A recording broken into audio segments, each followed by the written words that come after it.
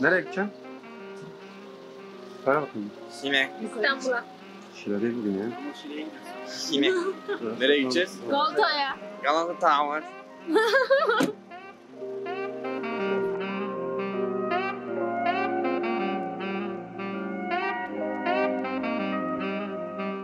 Bir tane albeni alalım.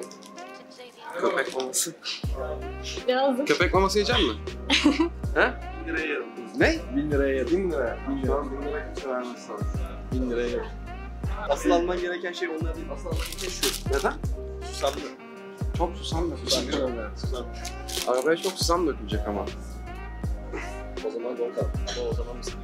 O zaman mısır kokacak. Siktir bırak çıkalım gidelim. Niye? Şunlardan alalım bari.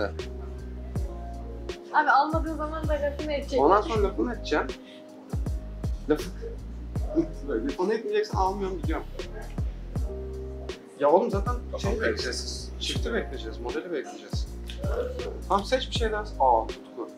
Ama çok yoğun olmaz. Bisküven. Çok yoğun abi. Bunların hepsi reklam. Ne istiyorsun?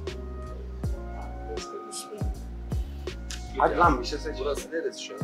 Altın hava. Bilmem. Oksijen. BP'de miyiz? BP'deyiz. Buradan BP sahibine ses. Burada bir bok yok. Lan ne istiyorsun? Cin? Hep aynı şey ya. Cin? Cin? Cin olur ya. Cin olur değil mi? Bu makat. Çift geliyor. Buradan Galata'ya gideceğiz. Salt Galata'nın orada çekeceğiz. Salt Galata'nın orada 2 tane konsept var. 2 tane konsepti çekeceğiz. Ondan sonra oradan Galata Köprüsü'ne ineceğiz. Galata Köprüsü'nde çok eğleneceğiz ama. Galata Köprüsü'nde felaket eğleneceğiz. Bu yaptığın kimin taklidiydi? Sagopa Kajmer, DJ Mike Jack, Silahsız Kuvvet, Kuvvet Mira, Bir daha yapsana. Rap'in oldu. Psikopaterim.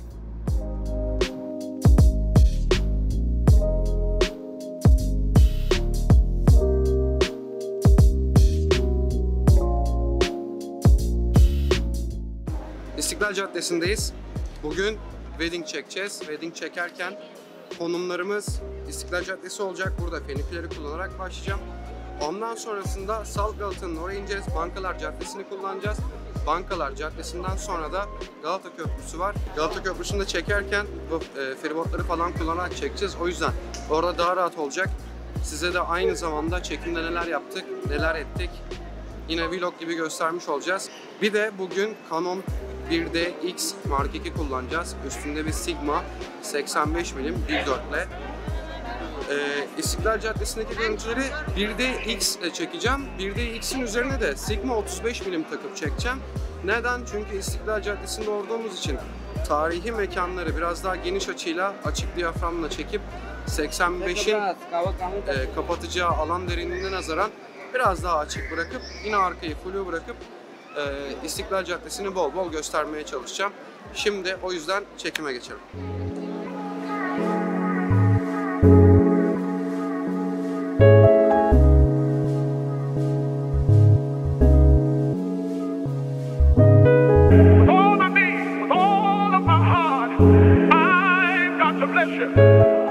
İstiklal Caddesi'ni çok hızlı bitirdik. İstiklal Caddesi'ni hızlı bitirmek de istedim çünkü burada tek look çekecektim. O çekeceğim tek look da zaten burada fenikülerdi, yani tramvaydı. Tramvayı çok hızlı çektim. Tramvaydan sonra amacım Salt Galata'ya inip o Bankalar Caddesi'nin orada en azından bir 3 look çekmek istiyorum. Orada bir çekeceğim 3 look var. 3 look'u çekeceğim. 3 look'u çektikten sonra Galata Köprüsü'ne ineceğim. Galata Köprüsü'nde de düşündüğüm kadarıyla 4 tane look çekmek istiyorum. Yani çekebilirsek oradaki looklardan albümümüzü zaten tamamlamış olacağız. O yüzden burayı çok hızlı bitirdim ki Salt Galata'dan da ziyade Galata Köprüsü'ne güneşin indiği vakitlere bize zaman kalsın. O yüzden şimdi Salt Galata'ya geçiyoruz. Orada da görüşürüz.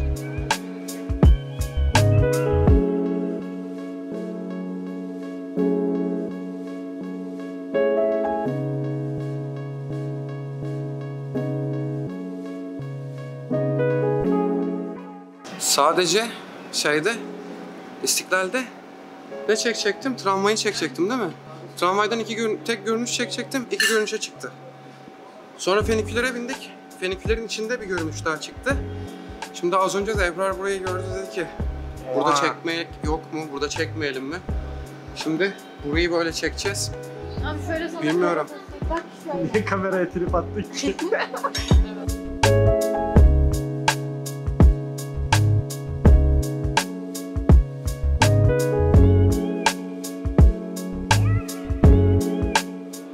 Gelin damadın şeyini de çekiyor Aynı musunuz? şeyleri yapıyor. Klibini. Sen söyle ne istediğini söyle. Gelin damadın da klibini çekiyor musunuz arada? Klip Kameraya yapılacak ya gözüküyor. insanlara. Tatlı mı? Ama ne biçim bir açıdan? Şimdi Cem dedi ki, abi dedi güneş çok yukarıda. İlk nereye alacaksın? Ben de köprüyü alacağım. Köprüyü bu güneşte feda edebilirsin. Ama merdivenlere ineceğimiz zaman bu güneşi kullanmak istemem.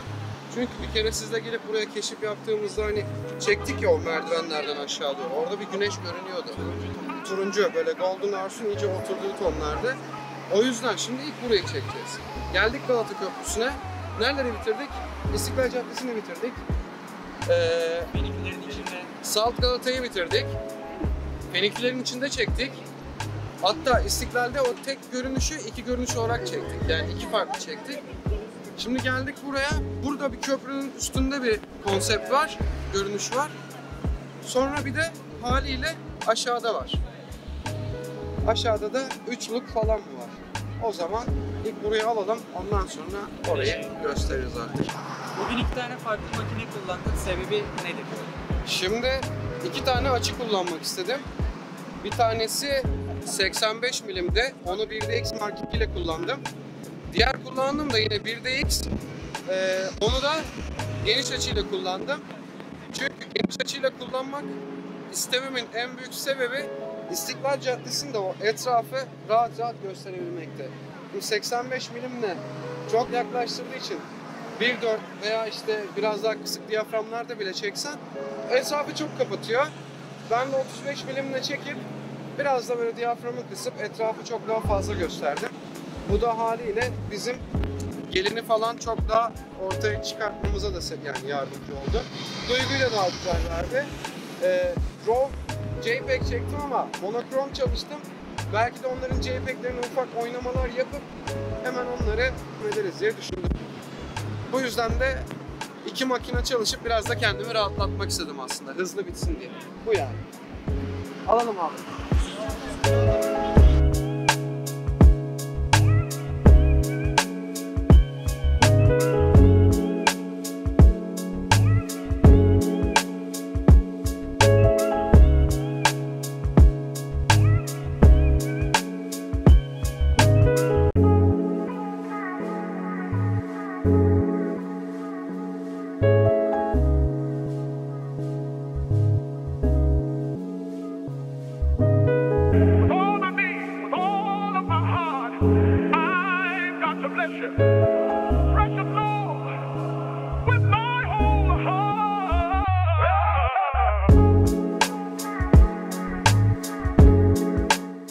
Ebrar'ın sormak istediği birkaç soru varmış.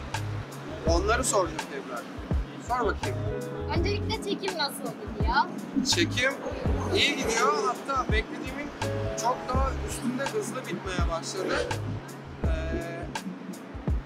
Ben Taksim'de çok oyalanmak istememiştim zaten İstiklal Caddesi'nde. Oyalandım neden? Şey duruyordu. Tramvay duruyordu. Sonra kıza baktım. Kız dedi ki ya burada çekilir falan.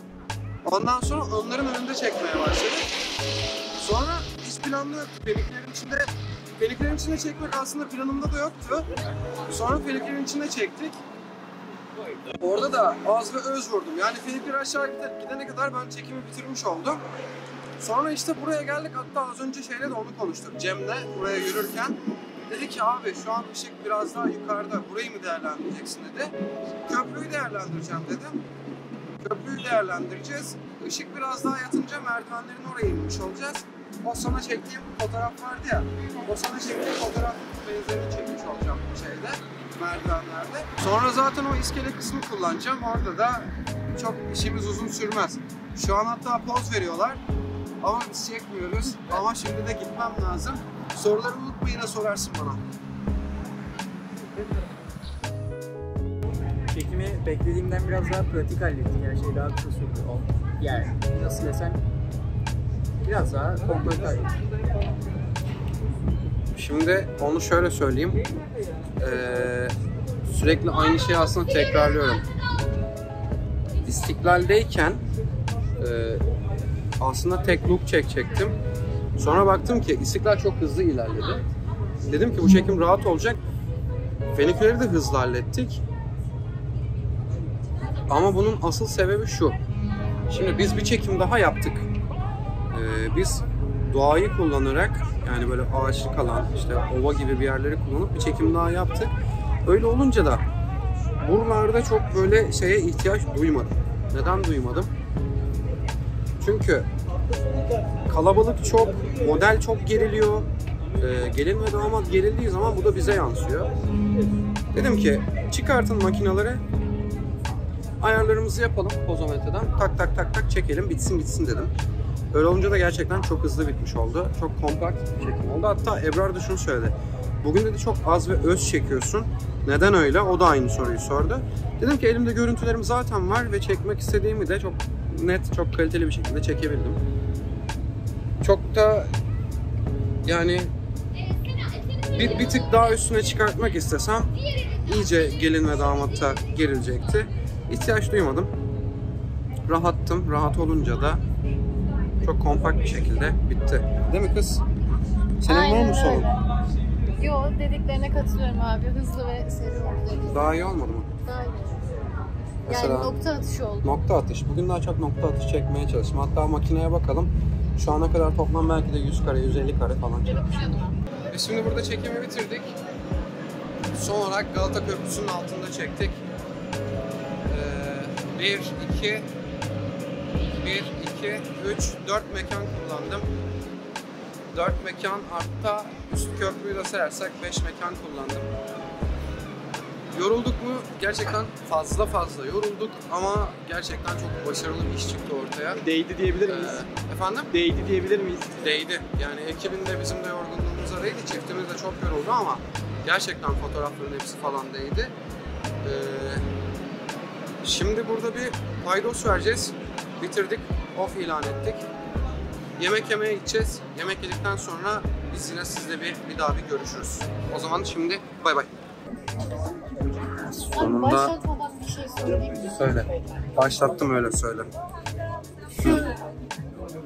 Ortamın genelinin mevzusunu soracaktım sana. Ekstra bir ayar mı açıyorsun kamerada yoksa Evet, bu başka bir program. Black Magic Kamera diye bir program. fotoğraf makinesindeki mantık gibi? Evet, fotoğraf makinesindeki gibi bütün ayarları yapabiliyorsun. Yoksa yapamıyorsun. Tramvay gibi olunca feniküler oluyor. Kaç kere dedim profilden alma beni diye. Bilmiyorum, inşallah öyledir. Anlamıyorum. Öyle mi? Feniküler nedir, anlatın hadi. Böcek. Şimdi bunlar farklı. Evet, Bursa'da da böcek diyoruz abi. Fenikülere. Evet, böcek diyoruz. O teleferiktir bence. Böcek diyoruz. Fenikülere. Böcek diyoruz. Tramvay diyor. Tramvaya böcek diyoruz biz, fenikülere değil. Tramvaya böcek mi diyorsunuz? Evet, ipek böceği tramvay, şehir içi. Bursalılar öyle mi diyor? Evet. Yalan konuşuyorsunuz. Gerçekten öyle bir şey var mı? Zaten teşhit adı İpek 3 tane adam sana yalan söylüyor. Taşıdığın adı nasıl İpek böceği oldu? Hattın Tramvay adı İpek olmadı. böceği. Hattın adı İpek böceği, tamam mı? O da işte Bursa'da İpek böceği.